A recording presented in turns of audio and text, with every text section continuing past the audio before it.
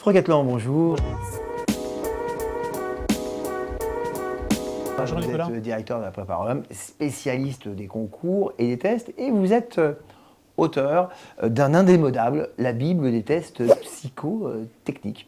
Alors c'est vraiment indémodable, elle est vraiment indémodable cette Bible? Alors c'est indémodable et ça a surtout été en fait une demande de mon directeur des éditions chez Sudirama qui en fait a identifié un besoin qui est on va dire, d'agréger tout ce que l'on peut imaginer aujourd'hui en termes de tests psychotechniques. Alors le test psychotechnique, on en a partout Nicolas, hein. On en a dans les concours des écoles de commerce et de management. Le concours Sésame pose des questions de tests, de logique générale qui sont dans la partie dans la grande famille des tests psychotechniques. On va avoir le Taj Maj, où il y a une partie justement test dans les parties logiques. On va avoir bien sûr tous les tests de recrutement. On va avoir tous les tests qu'on peut trouver, je sais pas moi, demain vous voulez être pilote chez Air France, il y a des tests psychotechniques à passer.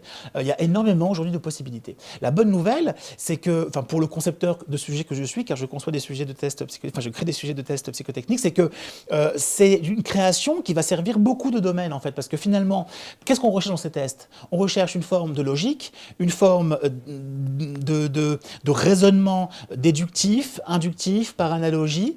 On cherche aussi une forme de créativité, une forme d'attention. Je ne sais pas si vous connaissez ces tests où on doit comparer en fait des listes de chiffres pour savoir si effectivement il y a une erreur ou pas. C'est pour le rapprochement bancaire par exemple. On va avoir des tests de logique verbale où là il faut quand même savoir si la personne sait s'exprimer, connaît les nuances en termes de français, se trompe pas sur les homophones grammaticaux. Vous savez ces fameux homophones comme quel, est-ce que je mets un S, est-ce que je mets le Q, U, apostrophe, il y a beaucoup de tests psychotechniques, il fallait un ouvrage pour ça. Alors justement, c'est un ouvrage papier. Est-ce qu'au moment du digital, un ouvrage papier a encore sa place sur ce type de test?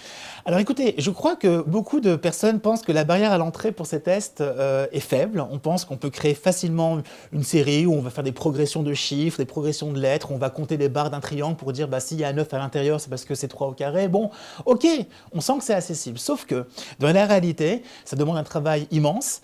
D'ailleurs, quand je crée des tests, je suis très bien rémunéré pour le faire parce qu'il faut savoir que ça demande énormément de précautions. Ça demande aussi beaucoup de tests. Il faut tester des tests en fait pour être sûr qu'il n'y a pas deux façons de voir un intrus, parce qu'on peut imaginer que sur une liste de mots, il y en a un qui va dire l'intrus c'est parce qu'il n'y a pas le même nombre de lettres, l'autre va dire parce que c'est une couleur marron, donc c'est celui qui n'est pas marron. Vous imaginez le genre de dégâts qu'il peut y avoir. Donc ça prend beaucoup de temps et je pense que l'expertise aujourd'hui sur les tests justifie un ouvrage de référence, en plus dans des éditions aujourd'hui qui sont les éditions aujourd'hui numéro 1 sur la partie commerce et management aujourd'hui. Je pense que c'était important d'être présent dans cette collection avec un ouvrage de qualité précis et rigoureux. Franck Atlan, merci. Merci.